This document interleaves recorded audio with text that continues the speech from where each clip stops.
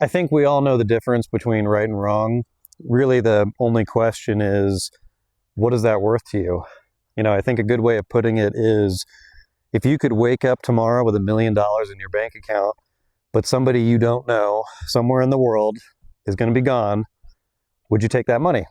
And your answer to that question, I think, says a lot about how you feel about what's right and wrong and how important you think morality is. And if your first answer is that you would take that money, I'm not saying you're a bad person. There's a lot of people out there that are in desperate situations right now that could really use that money.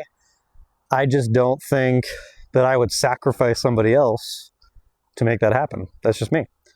I think it's just super important to remember that before being American, before being European, you know, I don't know, whatever you consider yourselves, we're all citizens of humanity first.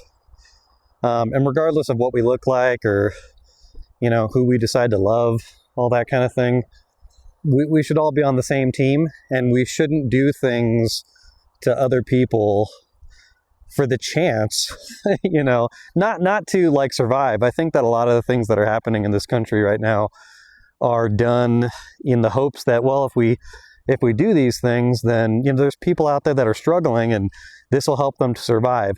I don't think people are doing this for the prospect of being able to survive.